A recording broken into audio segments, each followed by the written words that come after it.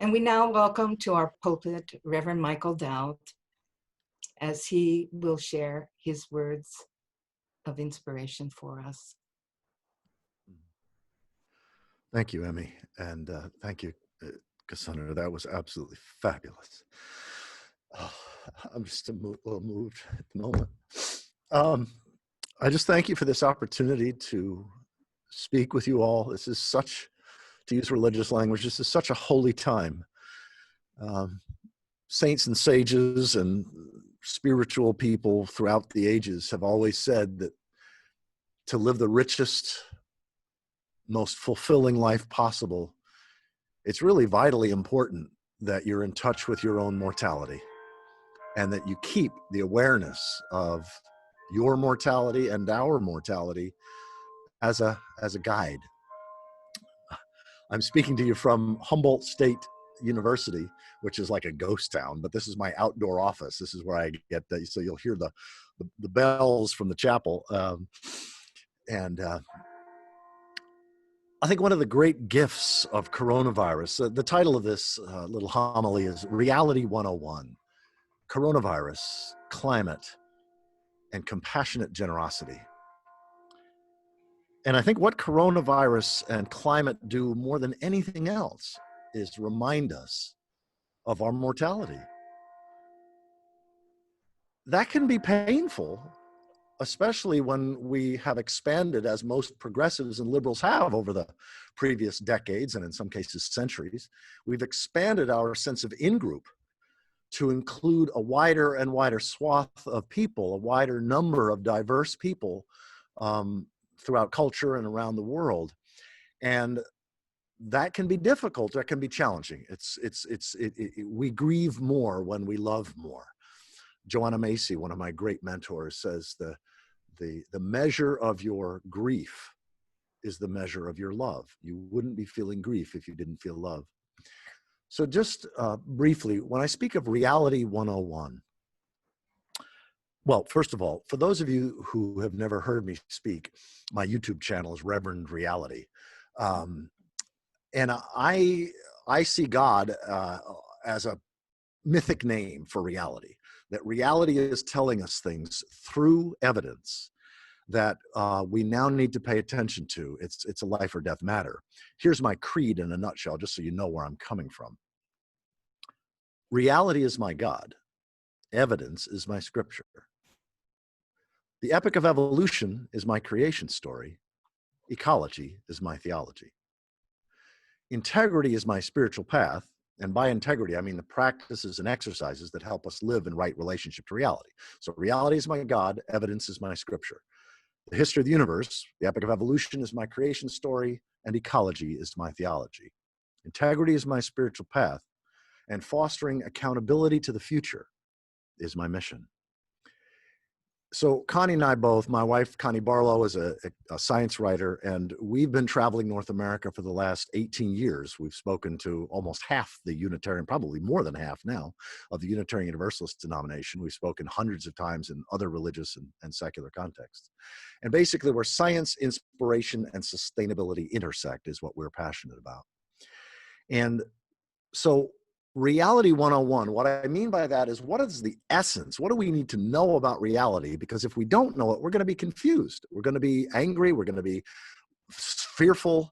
So there are a few things that are vital to understand, especially in this coronavirus and climate era, that can evoke, that can nurture our compassionate generosity. The first is that reality is nested. We know this through the global collective intelligence that we call the empirical tradition, the scientific tradition. Nested reality, subatomic particles within atoms, within molecules, within cells, within organisms, within planets, within galaxies. Just like Russian nesting dolls, reality is nested and relational. That is, reality isn't like a complex clock, like the clockwork universe that we've been living in, that paradigm for the last several hundred years. Reality is nested and relational. And it turns out we're in the middle. We are made up of larger or smaller creative, intelligent realities, like our microbiome, for example, that we can't exist without. And we are dependent utterly on larger creative intelligent realities like the trees and the plankton and the food that we eat. So we are utterly dependent upon this relational cosmos in which we live and move and have our being. And our name or names for reality fundamentally determine our relationship to reality. So if we speak of, say, for example, the biosphere, the ecosphere, as merely an it, as we just merely call it the environment, well, then we deceive ourselves into thinking that we can exploit the environment for our benefit and as a place for our waste without any consequence. This is ecocidal. This is crazy. If we called the biosphere Gaia, or God, G-O-D-D-E is the way I typically spell it, because many feminists and Catholic nuns spell it that way. It's gender neutral. And what we're meaning, those of us who use that spelling, G-O-D-D-E, what we're meaning is reality with a personality, not a person outside reality. So like the whole cosmos and Gaia as one name would be God, G-O-D-D-E. It doesn't matter the name. What matters is the relationship. Does your worldview help you have a humble, respectful, and honorable relationship to primary reality? And by primary reality, I mean with the past, the ancestors, with the future, with our descendants, and with the larger body of life upon which we depend. So that's the first thing. Reality is nested, relational, and our names for it matter. Ultimately, it's a life and death issue in terms of how we refer to primary reality. The second thing is to understand that for the first 97% of human history, we lived more or less sustainable. That is, we lived with an I-thou relationship, not an I-it relationship to primary reality. In other words, every sustainable culture for which we have evidence throughout the history of humanity has related to what we would call in secular language the ecosphere as if it were God, as if it's divine. It turns out that relating to the biosphere as if it's divine is not optional. We either do that or we start degrading the soil, the forest, the water, the life upon which we depend. And so we have, over the last 6 or 7,000 years, we have over 100 examples of boom and bust cultures. It's called the rise and fall of civilizations, but civilizations go through a predictable boom and bust pattern. And this has happened ever since, well, a couple thousand years after agriculture began. We started creating these city-based civilizations and then empires and so forth. And they're all unsustainable because they all treat primary reality as it rather than thou. In other words, it's all about us. Human-centeredness, anthropocentrism, is the fundamental mark of unsustainable cultures. Ecocentrism, life-centeredness, is the fundamental mark of sustainable, or what I call honorable cultures, or faithful cultures. See, we talk about sustainable and unsustainable, but it's really faithful and unfaithful. When we're faithful to the ancestors, including our pre-human ancestors, in other words, being faithful to evolution, and when we're faithful to the future, that is our descendants, including, even if we go extinct, other species that will be here, when we're faithful to time and faithful to the body of life that nourishes us, then we treat the body of life as sacred. Sustainable cultures do that. Faithful cultures do that. Cultures that are human-centered don't do that.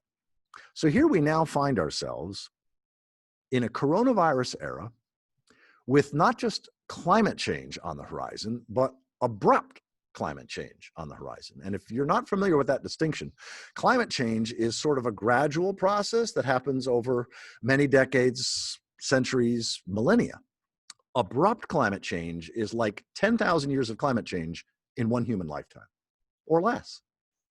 And we are now already 25 years into abrupt climate change. In other words, there are patterns at work, self-reinforcing positive, it's called positive feedback, but it's certainly not positive from our perspective, but it's self-reinforcing feedback that are so large that it's literally some of these patterns are out of our control. In other words, if everybody woke up tonight, 7 billion humans or 8 billion humans woke up tonight, committed to doing the right things, and we tried to make everything renewable as fast as possible, it's likely that things will already spin out. So that's on the climate front. On the coronavirus front, we're also in that place that there are things that are in our control. I like those circles. There's a circle of what you have control over, your interpretations, your actions, your local actions. There's the circle larger than that, which is the things that you have influence on, but you can't control. And then there's the much larger circle of the things that you have really no significant influence over, and you definitely can't control it. So how the coronavirus spins out economically is out of our control. How some aspects of climate change most aspects of climate change spin out is now out of our control.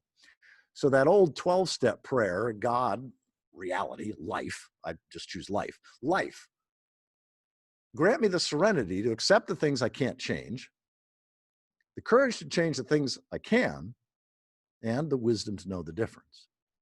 So there's so much now that coronavirus and climate are bringing to our mind, which is the fact that I hope, I know that denial is a very deeply rooted instinctual pattern. So you may reject this because that's what we do. We're all prone to denial, me too.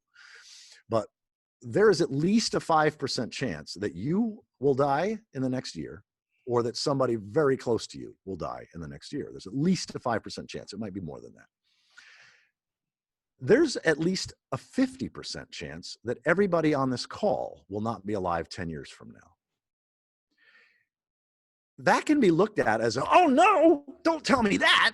Or that can be looked at as a spiritual gift that, oh, I'm mortal. We're mortal. Our species may survive this bottleneck. There may be pockets of humans, like in 700 different places around the planet, that survive this century and then continue for another 1 million or 2 million years before an asteroid or supervolcano or something takes us out. But no mammal our size lasts more than 3 or 4 million years at most. So we're going to go extinct, whether it's in the next 50 years or the next 2 million years, we're going to go extinct. And then life will continue. Evolution will continue. Glaciers will continue. The earth will continue. All of that. So being at peace with your mortality, that you could die in the next year and people that you love could die in the next year, that many of us, possibly the vast majority of us, could die in the next 10 years or sooner, allows us to be in that place of saying, okay, what matters most? I was diagnosed with a very aggressive form of cancer 10 years ago.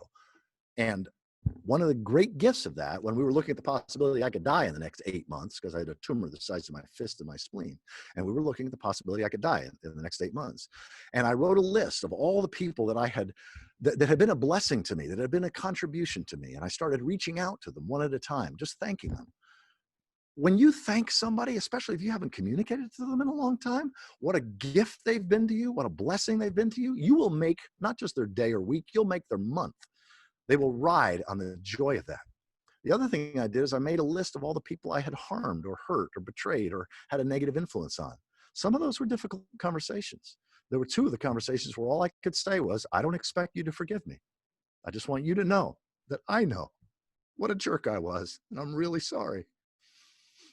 Those kinds of what they call completion conversations, if you're diagnosed with cancer and you've got a year to live, you start having these completion conversations. You start telling the people who've been a blessing to you how.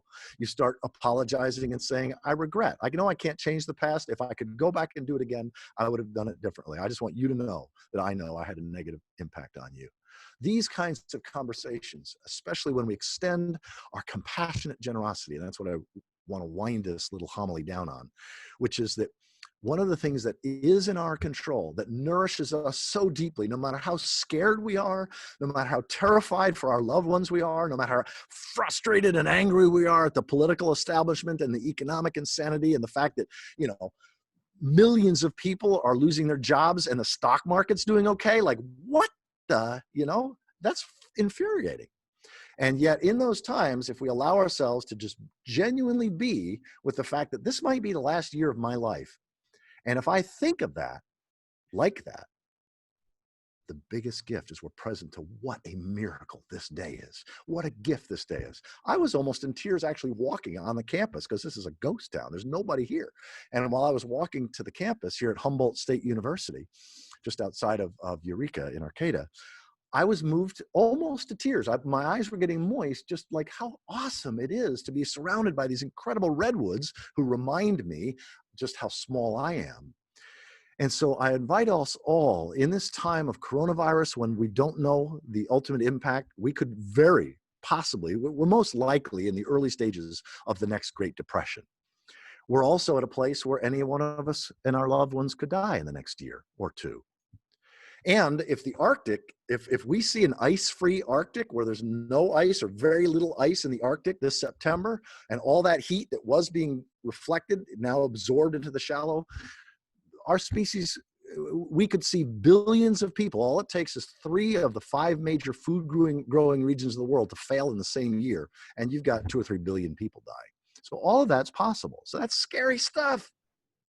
And yet when we remind ourselves that what matters most are the people that we love, the people in our communities, the expression of generosity and care and kindness, to just call people. I also have a list of all the people that I just know. And I'm just reaching out to them 1 or 2 a day and just saying, hey, just wanted to check in these crazy times. If you die or I die in the next year or 2 from coronavirus, I just want to have a communication with you. Oh my gosh, I've had some of the most amazing conversations just in the last month. So let me bring this down. I invite us to own and not just tolerate, not just accept, but to cherish your mortality and our mortality. That's actually easy for us, or easier for us Unitarians, because we have a worldview grounded in evidence, grounded in ecology as theology, and grounded with the awareness that we're not separate from the universe, that we are the universe becoming conscious of itself, that we're an expression that human beings grow out of the planet in the same way that apples grow out of apple trees. So we are organically related to life. And knowing that allows us to know and embrace our mortality with no fear. And then our activism can be engaged. Those of us who are activists can be engaged from a place of fearless generosity, fearless compassion. Because when we accept that we could die in the next year, nothing has power over us. And then we can be truly a blessing, not just to the humans. My wife is one of the leading point people in North America in taking native trees, the seeds of native trees from a few hundred miles south and planting them a few hundred miles north. This is totally legal. And it's called assisted migration. Turns out the difference between hundreds of native trees going extinct species, hundreds of species of native trees in North America going extinct this century, and those same 100 species of trees surviving this century will depend entirely on humans assisting them in migrating faster than any other animal can move their seeds. So that's holy work. Building topsoil is holy work. Building community is holy work. So we have a lot of holy work to do. And as our hearts break, when we learn things that are just heartbreaking, may those hearts break open with compassion and generous, selfless action. And I'll go into this a lot more with awesome visual slides on Friday night. Amen.